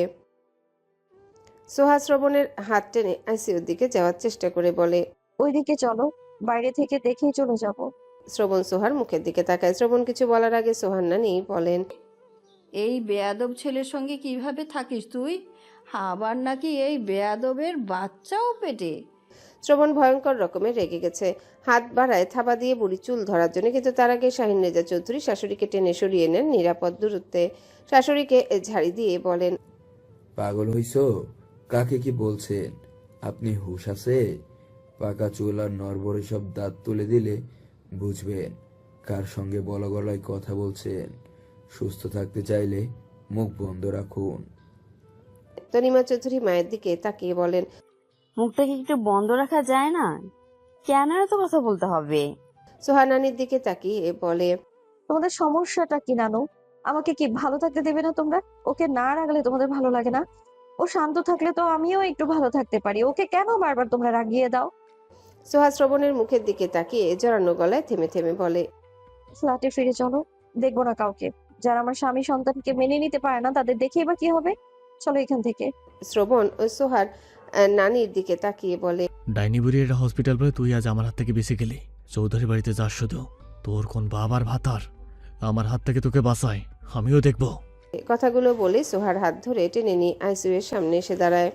শ্রবণ সোহার নানির দিকে তাকিয়ে বলে। কথাগুলো বলে সোহার হাত ধরে টেনে নিয়ে আইসিইউ এর সামনে এসে দাঁড়ায়। দরজা ঠেলে সোহাকে ভেতরে ঢুকিয়ে দিয়ে নিজে বাইরে দাঁড়িয়ে রইল। ওর অগ্নিদৃষ্টি আপাতত বুড়ির উপর স্থির হয়ে আছে। মনে হচ্ছে থাবা দিয়ে বুড়ির জানটাই কেড়ে নিবে। সোহা মায়ের পাশে এসে দাঁড়ায়। অনিমা চৌধুরী চোখ বন্ধ করে আছেন, ঘুমিয়ে আছেন নাকি জেগে আছেন বোঝা যাচ্ছে না। সোহা মৃদু স্বরে ডাকে, আম্মু। অনিমা চৌধুরী চোখ মেলে তাকান। মেয়েকে দেখে পলকহীন তাকিয়ে রইলেন। সোহা মায়ের ডান হাতটা ধরে বলে, কেমন আছো আম্মু? ভালো, তুই কেমন আছিস? ভালো। কার সঙ্গে আসলি? শ্রবণ আসতে দিল? ও নিজেই নিয়ে এসেছে, নিজে থেকেই। শ্রবণ আমাকে গাড়ি দিয়ে ধাক্কা দিয়েছিল। অনিমা চৌধুরী ভেবেছেন এই কথা শুনে সোহা অবাক হবে, কিন্তু ওর মধ্যে তেমন কিছুই দেখা গেল না। ওকে স্বাভাবিক দেখে অনিমা চৌধুরী বরং অবাক হয়েছেন। সোহা স্বাভাবিক গলায় বলে, জানি, বলেছে গতকালই। তুই কিছু বলিসনি ওকে? যদি আমি মরে যেতাম? কি বলবো? ওকে কিছু বলার মতো সাহস আছে আমার? ওর সঙ্গে সারা জীবন কিভাবে থাকবি? থাকতে হবে, আমরা ছাড়া কে আছে ওর? পরিবর্তন হচ্ছে, আস্তে আস্তে হয়তো একদিন পুরোপুরি পরিবর্তন হয়ে যাবে। যদি না হয়? তবু ওর সঙ্গেই থাকবো। ওর সঙ্গে থাকতে থাকতে তুইও পাগল হয়ে গেলি নাকি? সোহা চুপ করে থাকে। ও শ্রবণকে একা ছাড়তে চায় না। মাঝে মধ্যে শ্রবণের উপর অনেক রাগ হয় ওরও। কখনো কখনো তো ইচ্ছে করে শ্রবণের মাথায় একটা বাড়ি দিয়ে অজ্ঞান করে দিতে, কিন্তু যখনই শ্রবণের অতীত স্মরণ হয় তখন সব ভুলে যায়, সব রাগ গায়েব হয়ে যায়। শ্রবণ তো কত কিছু সহ্য করে বড় হয়েছে, সেই হিসেবে তো ও কোনো কষ্টই পাচ্ছে না। শ্রবণ এখন আর আগের মতো অত খারাপ আচরণ করে না ওর সঙ্গে। ওর বিশ্বাস শ্রবণ একদিন পুরোপুরি পরিবর্তন হবে, ধৈর্য ধরে থাকবে ও, শ্রবণের হাত ছাড়বে না। দুনিয়ার সবাই শ্রবণের সঙ্গ ছেড়ে দিলেও সোহা ছাড়বে না। নার্সের কথা শুনে সোহা মায়ের মুখের দিকে তাকিয়ে বলে, ভালো থেকো, আসছি আমি। দোয়া করি দ্রুত সুস্থ হয়ে ওঠো। যাস না সোহা। নার্স আর থাকতে দেবো না এখন, আসছি। সোহা দ্রুত পায়ে দরজার দিকে এগিয়ে যায়। অনিমা চৌধুরী পেছন থেকে তাকিয়ে রইলেন মেয়ের যাওয়ার পথে। এই মেয়ে নিজের ভালো কেন বুঝতে চায় না। রাগের মাথায় ওনাকে মারতে নিয়েছিল, একটুর জন্য বেঁচে গেছেন, আগামীকাল তো রাগের মাথায় ওকে মেরেও ফেলতে পারে। সোহা বাইরে বেরিয়ে আসতে শ্রবণ ওর এক হাত মুঠো করে ধরে মুখের দিকে তাকিয়ে বলে, জ্ঞান দেয়নি কিসের জ্ঞান দেবে? আমাকে ছেড়ে দেওয়ার জন্য? দুদিকে মাথা নাড়ায় সোহা। শ্রবণ সোহার হাত ধরে সামনের দিকে এগিয়ে বলে, তোর ডাইনি মা এমন কিছু বলেনি, এটা তুই আমাকে বিশ্বাস করতে বলছিস? সোহা মিনমিন করে বলে, সত্যি বলেনি? আর একবার মিথ্যা বলবি তো নকশা বরাবর লাগিয়ে দেবো একটা। তারপরে কান দিয়ে বাকি জীবনে ডাইনির কোনো কথা শুনতে পারবি না আর। সোহা চুপ করে থাকে। ও মিথ্যে বললে শ্রবণ কিভাবে যেন বুঝতে পেরে যায়। কখনো কখনো কিছু না বললে ওর মনের কথা বুঝতে পেরে যায়। তিনজনের পাশ কাটিয়ে যাওয়ার সময় শ্রবণ তিনজনের দিকে তাকিয়ে তাকিয়ে চিবিয়ে চিবিয়ে বলে, এই বড় ডাইনি সাবধান। আর ডাইনি বুড়ি, তুই শুধু চৌধুরী বাড়ি যাস। শাহিন রেজা চৌধুরী দ্রুত পায়ে দুজনের দিকে এগিয়ে বলেন, তোমরা চলে যাবে এখনই? আপনার কি মনে হচ্ছে এখানে থাকার জন্য এসেছি আমরা?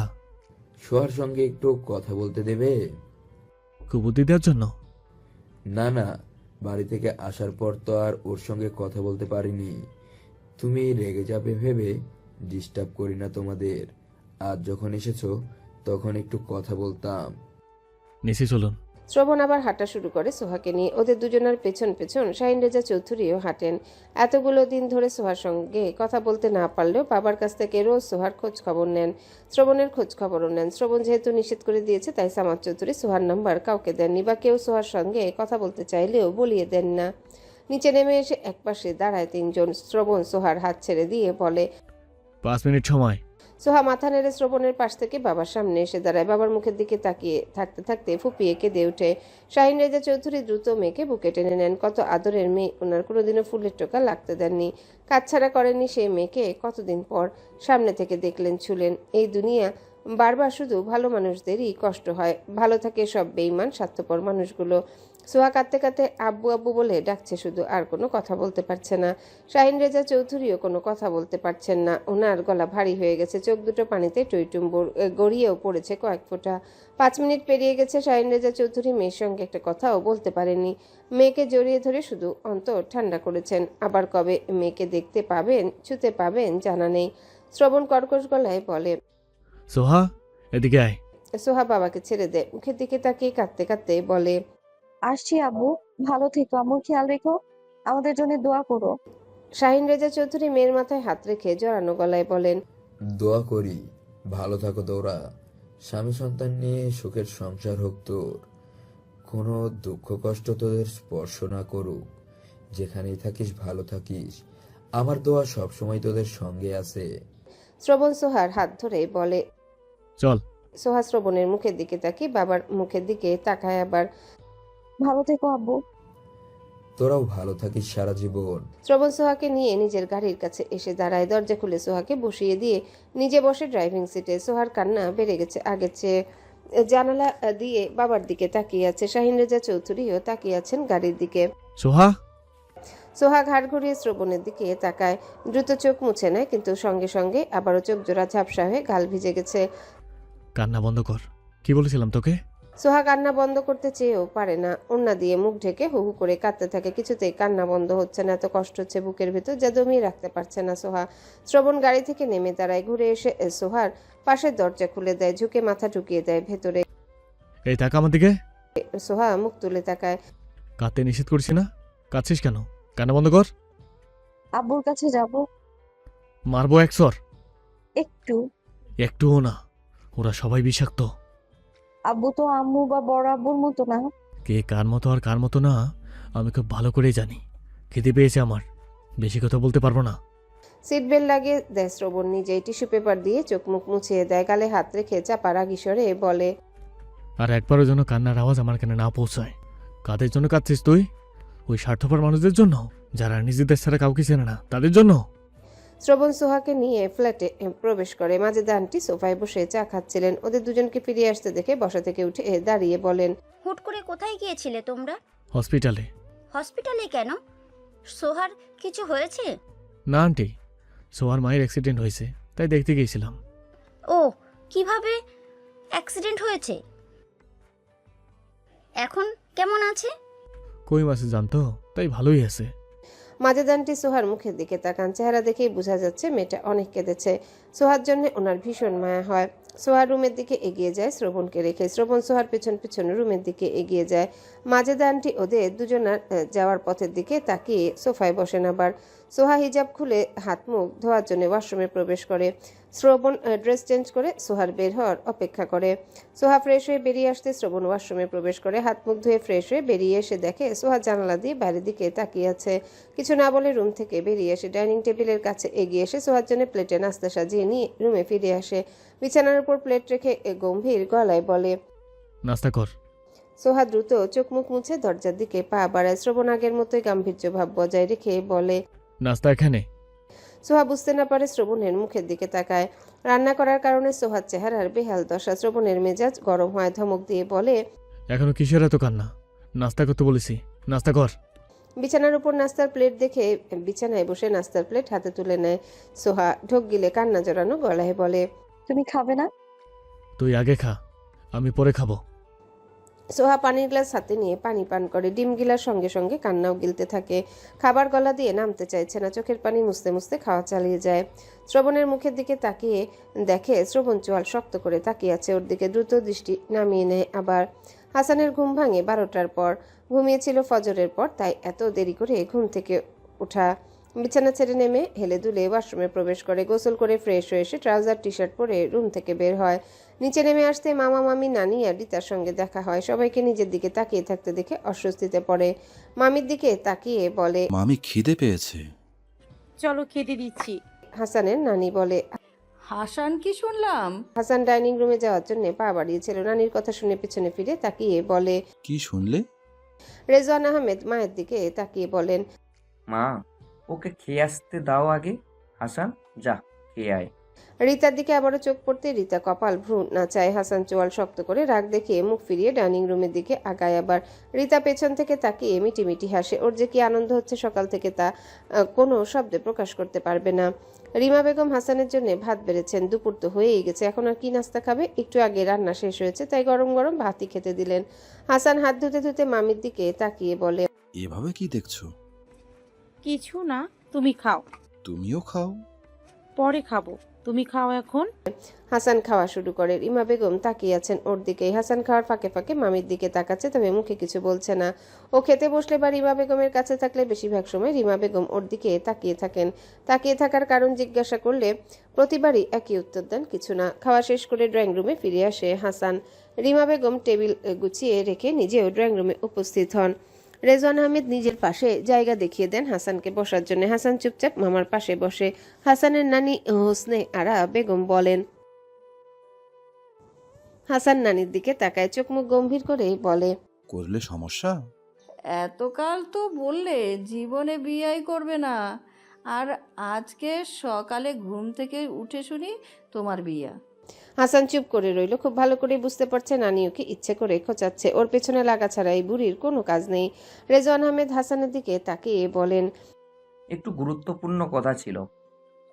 বলো। এই বিয়েতে তো আমরা সবাই রাজি, কারোর অমত নেই। এখন তুই আমাদের সঙ্গে আছিস, তাই বলে তো আমরা তোর বাবার অনুমতি ছাড়া তোর জীবনের এত বড় সিদ্ধান্ত নিতে পারি না। তুই হাফিজের ছেলে, হাফিজেরও তো একটা মতামতের ব্যাপার আছে।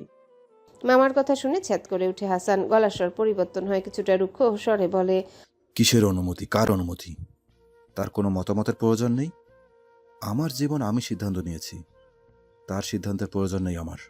এত রাগ করলে চলে? তুই হাফিজের ছেলে, তার ছেলের বিয়েতে সে মতামত দেবে না? হাফিজ এই বিয়েতে রাজি কিনা সেটাও তো জানতে হবে। কেন কিছু জানতে হবে না?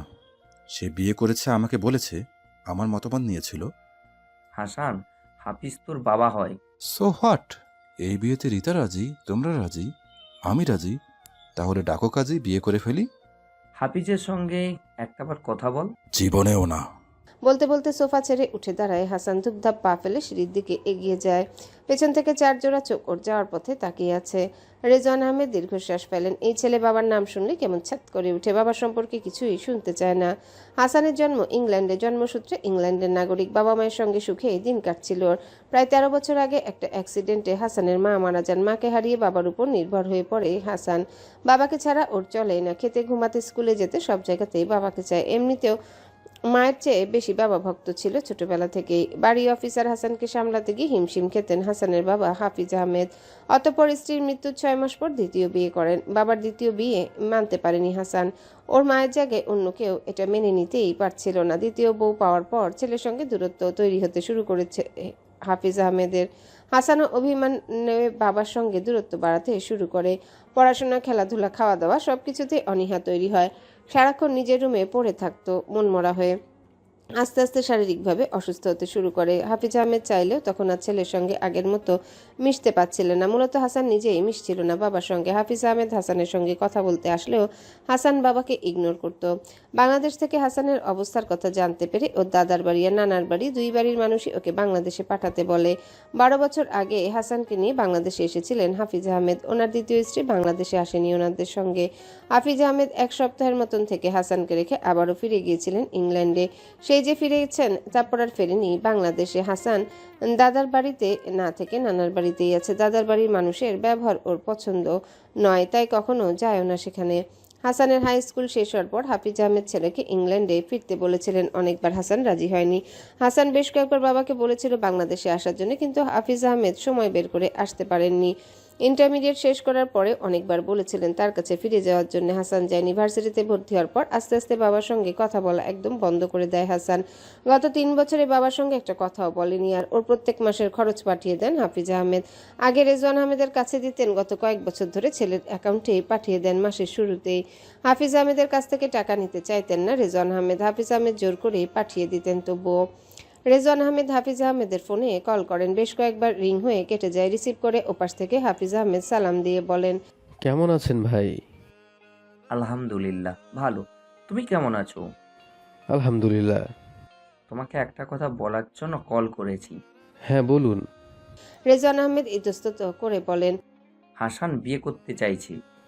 আলহামদুলিল্লাহ, ভালো খবর তো এটা। হাসান রিতাকে বিয়ে করতে চাইছে, এখন তোমার মতামত কি? হাফিজ আহমেদ কিছুক্ষণ ঝিম থাকার পরে বলেন, হাসান যদি রিতাকে বিয়ে করতে চায় তাহলে আমার কোনো আপত্তি নেই। ওর জীবন, তাই সিদ্ধান্ত ওর। ও যাকে নিয়ে সংসার করতে চায় করবে। যদি রিতাকে বিয়ে করতে চায়। তুমি মত দিচ্ছ এই বিয়েতে? হ্যাঁ। ছেলের বিয়েতে তুমি আসবে না? সময় হবে না। হাসান কোথায়? রুমে চলে গেছে। তুমি একটাবার আসো, সামনের থেকে দেখলে আর রেগে থাকতে পারবে না। তুমি আসো, না বলেই হয়তো আরও বেশি রেগে আছে। হাফিজ আহমেদ চুপ করে রইলেন। যা বোঝার বুঝে যান রেজওয়ান আহমেদ। হাসান, হাফিজের সঙ্গে একটাবার কথা বল। হাসান কিছুটা রাগী গলায় বলে, কোনো হাফিজকে চিনি না আমি। এখনো এত রেগে থাকবি? তোকে তো যেতেই বলেছে কতবার, তুই তো যাসনি। কোথায় যাব? কার কাছে যাব? আমার জন্য তার কাছে সময় আছে? সে তো দ্বিতীয় স্ত্রী সন্তান নিয়ে ব্যস্ত। আমার জন্য তার কাছে সময় কোথায়? সময় বের করে আমাকে বাংলাদেশে রেখে যেতে পেরেছে, তাহলে সময় বের করে নিয়ে যেতে পারল না কেন? আমি একা এসেছিলাম, তাহলে আমি একা কেন যাব? 12 বছর ধরে হয়ে গেছে বাংলাদেশে আছি। 12 বছরে কি তার একটুও সময় হয়নি আমাকে দেখতে আসার? এসব আলগা দরদ দেখাতে নিষেধ করো, বিরক্ত লাগে। জোরে জোরে কথাগুলো বলেই আবারও ধুপধাপ পা ফেলে বাইরের দিকে এগিয়ে যায়। ওর গলার স্বর ভারী হয়ে উঠেছিল। হাফিজ আহমেদ ছেলে সব কথাই শুনেছেন। ফোনের স্ক্রিনে দেখা যাচ্ছে মাথা নিচু করে বসে আছেন। বাইরে যাওয়ার জন্য তৈরি হচ্ছে শ্রবণ। সোহা বিছানায় বসে শ্রবণের দিকে তাকিয়ে আছে। শ্রবণ তৈরি হয়ে বাইকের চাবি আর ওয়ালেট নিয়ে বিছানার কাছে এগিয়ে আসেন ফোন নেওয়ার জন্য। ফোন হাতে নিয়ে পকেটে ভরে সোহার দিকে তাকিয়ে গম্ভীর গলায় বলে, হ্যালো বন্ধুরা, পরবর্তী পার্ট খুব তাড়াতাড়ি আসবে, তো সবাই অপেক্ষায় থাকো। আর চ্যানেলটি যারা এখনো সাবস্ক্রাইব করোনি তারা পরবর্তী পার্ট দেখার জন্য চ্যানেলটি সাবস্ক্রাইব করে রেখো। ধন্যবাদ সবাইকে, আমাদের সাথেই থেকো।